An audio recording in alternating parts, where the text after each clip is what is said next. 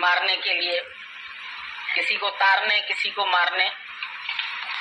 लेकिन गीता भगवान तो हम सब के लिए आए।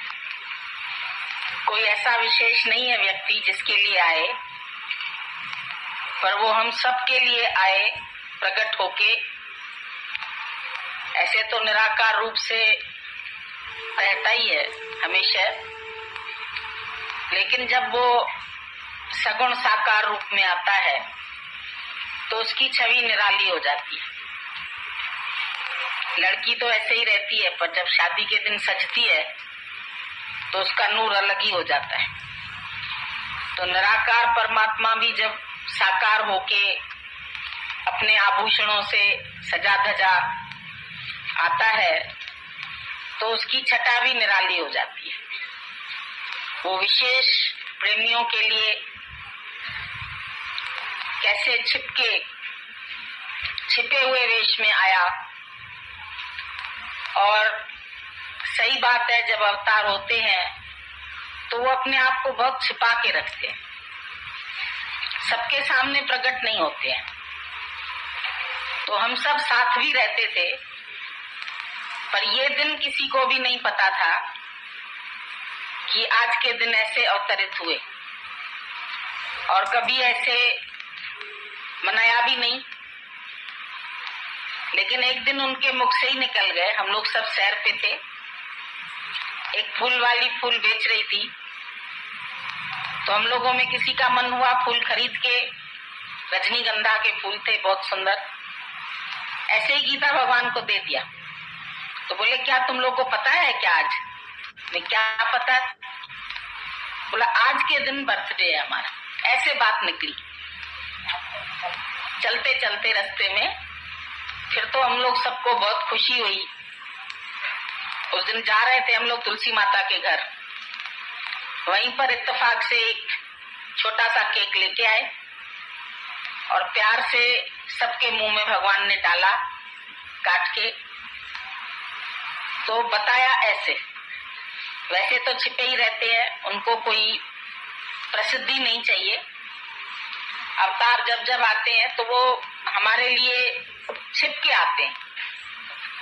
जैसे अभी बहुत जने पहचानते हैं तो उन सब के लिए बंदोबस्त बिठाना रहाना थोड़ा कठिन हो जाता है। अब तो उन्हीं की कृपा है, मेहर है। पता नहीं ये हॉल कैसे किसके संकल्प से बना है। जब से बना है तब से इसमें मेले ही लगते हैं, लंगर ही लगते हैं।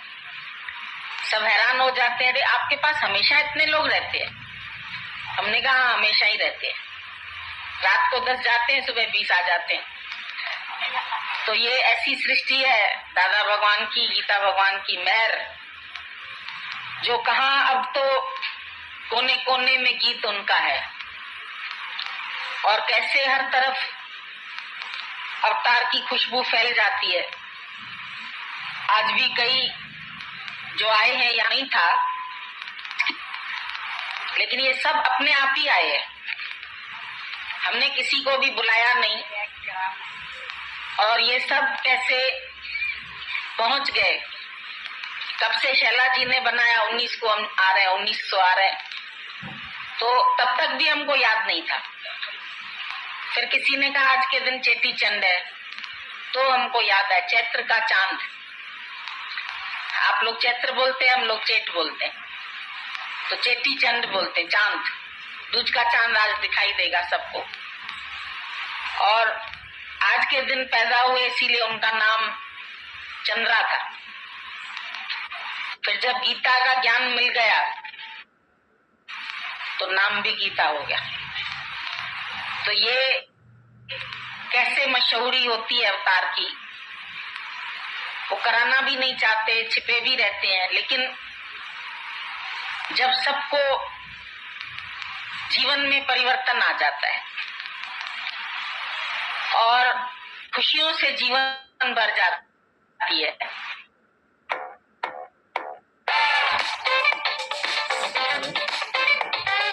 दुख गम सब चले जाते हैं, तो लगता है हमें क्या मिला है। अंदर हृदय से हृदय प्यार से धड़कने लगता है कि ये जीवन जो अभी हमारी बनी है, या आप भी प्यार करते हैं, पूछते हैं, तो योग्य हम ऐसे ढूंढा तो मिली जाती थी, और जब आते थे तो निकल डालते थे। हम बहुत की नजर सहेलियों के पास आ जाते,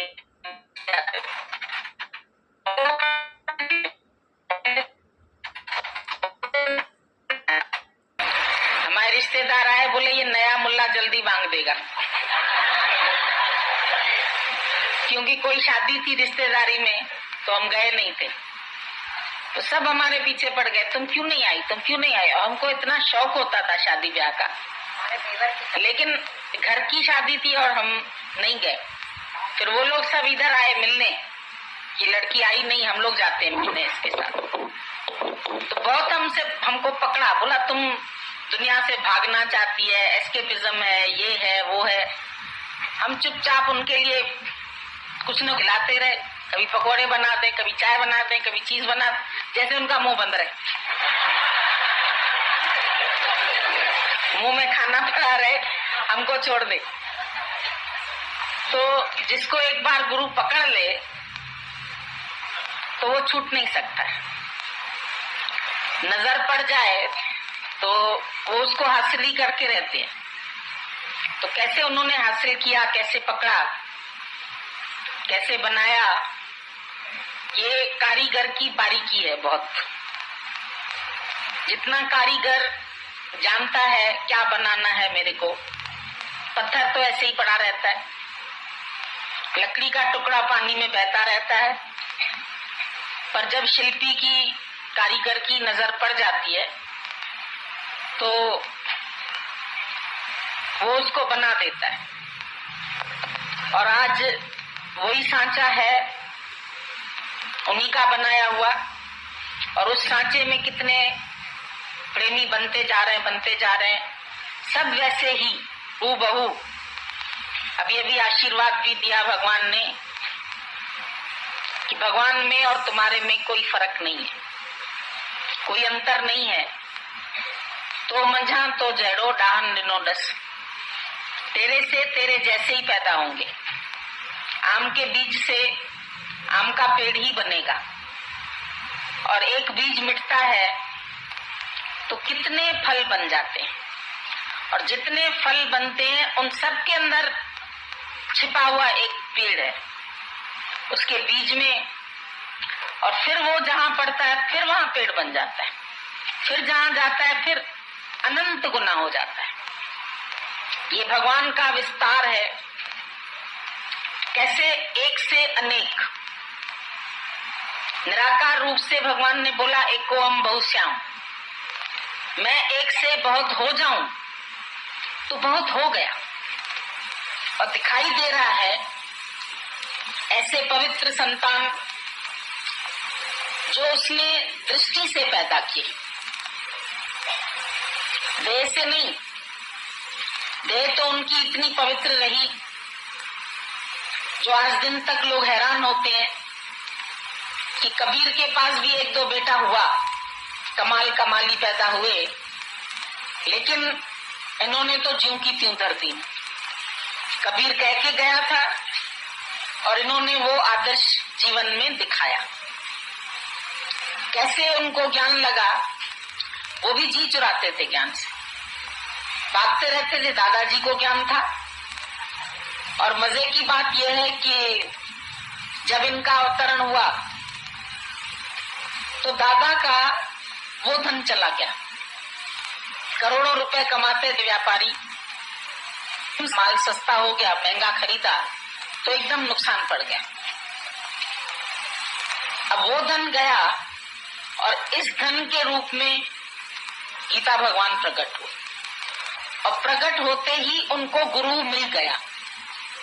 गीता भगवान इधर प्रकट हुए और उधर दादाजी को गुरु से मिलन हुआ। इतने साल दादा ने अभ्यास किया ज्ञान का, तो एक धन गया पर अमूल्य धन और अमूल्य रतन मिल गया। ऐसा रतन जो छिपा हुआ था।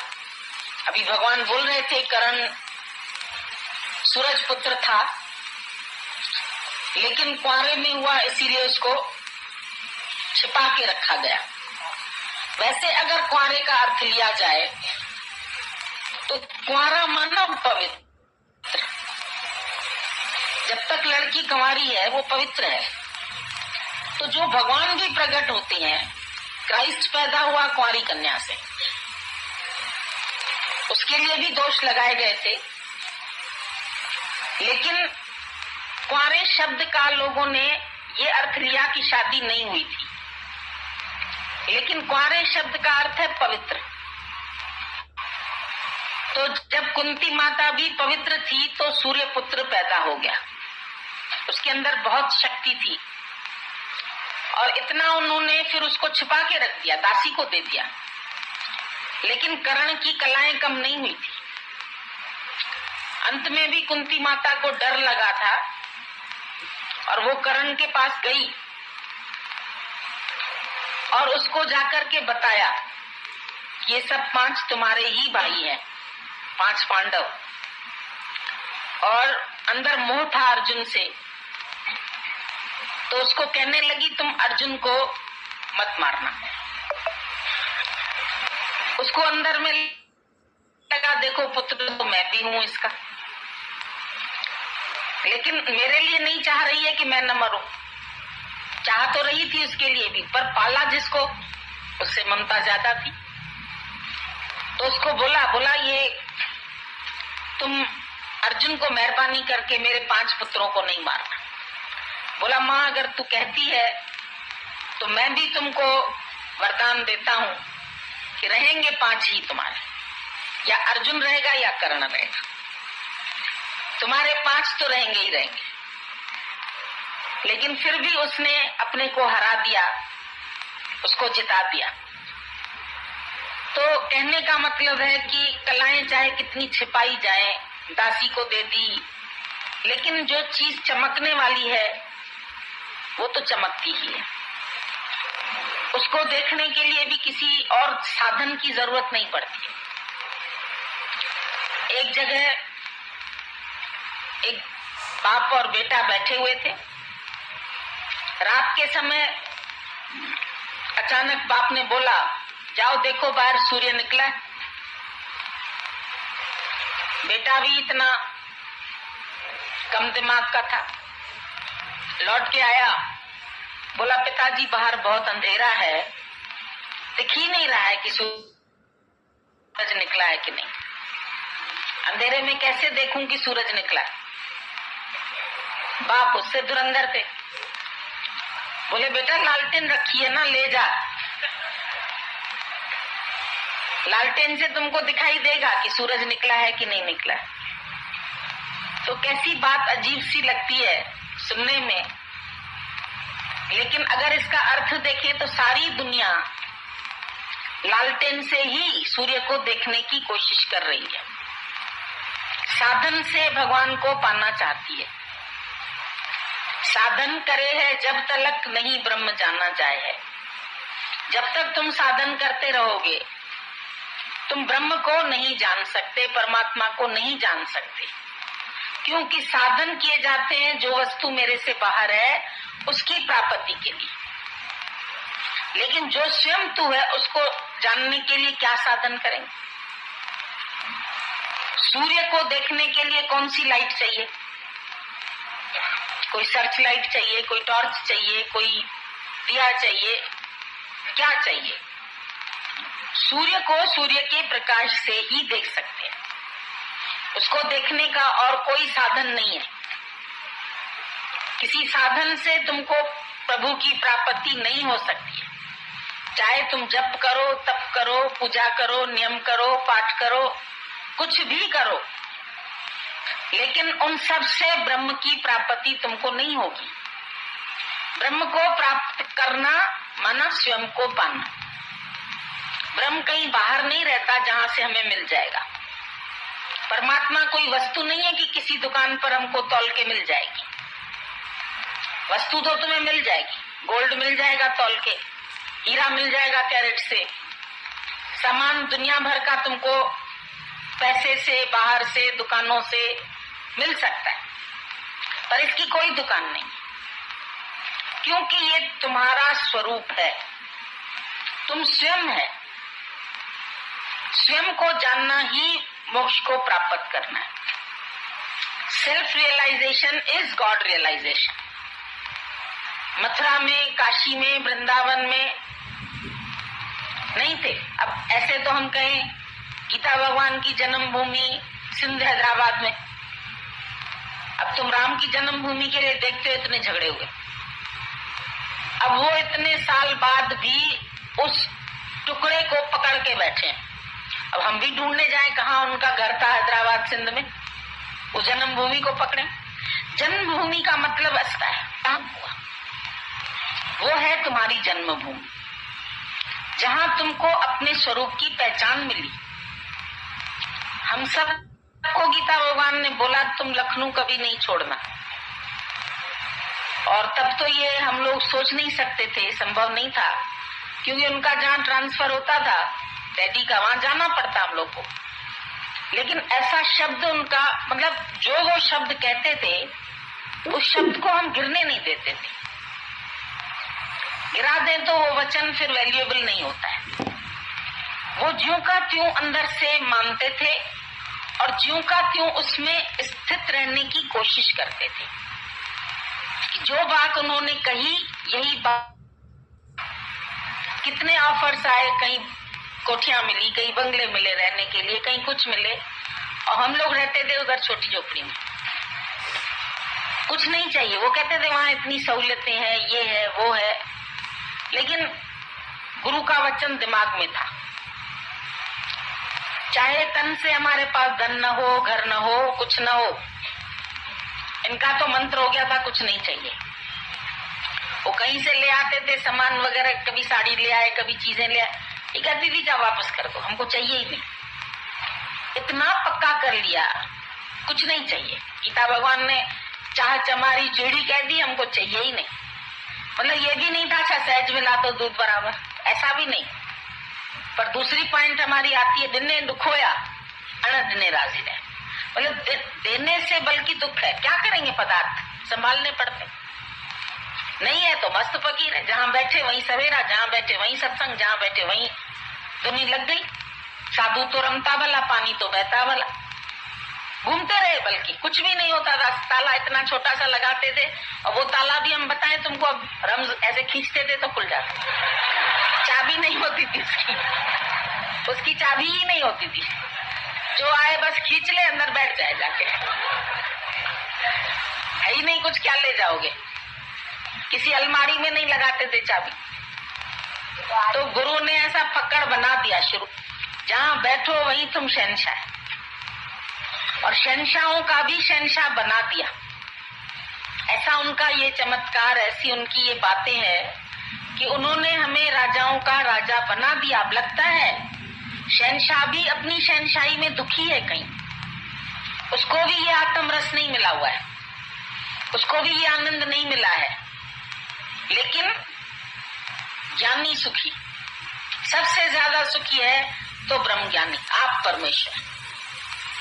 जो परमेश्वर, उसके तो एक अंश मात्र में सारी सृष्टि, तो इसकी क्या कामना करेंगे। जैसे राजा को तुम 2 हीरे गिफ्ट दो, वो कहेगा मेरे पास तो हीरों का अंबार है, तुम क्या देते हो।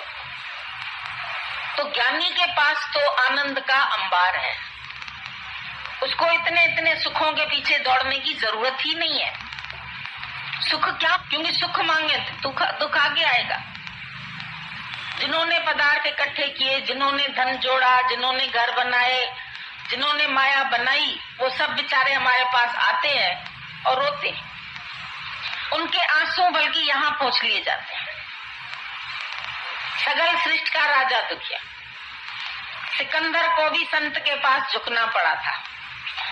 वो जानता था जो चीज संत के पास है वो मेरे पास नहीं है, और संत ने उसको कहा बेटा रह जा कुटिया में मेरे, एक जगह खाली है तुम्हारे लिए। कहता नहीं, थोड़ा सा बाकी होके आता हूँ, ये मुल्क जीतना है और फिर लौटूंगा तो सीधे तुम्हारे पास। और संत के वचन से, मुख से ये वचन निकला कि तब शायद वक्त न रहे। और जैसे ही उसने जीता, उसके बाद ही उसको पेट में इतना जबरदस्त दर्द हुआ। वो बोलने लगा, मैं अपना आधा राज्य देने के लिए तैयार हूं, पर कोई मेरे पेट का दर्द मिटा दे और मैं उस संत के झोपड़े तक पहुंच जाऊं। 6 घंटा दूर था और उम्र थी उसकी 32-33 साल। कोई बहुत बड़ी उम्र नहीं थी। तुम लोग तो सोचते ना बड़ी उम्र में ज्ञान लेना चाहिए, अभी नौकरी करें, रिश्तेदारी निभाएं, दुनियादारी में जाए। उसको बोला तुम अब भी बैठ जाओ। देखो गुरु क्या कहता है, जब तुम माया से हार के आ गए हो, अब रुक जाओ, अब दोबारा मत जाओ उसको चाटने।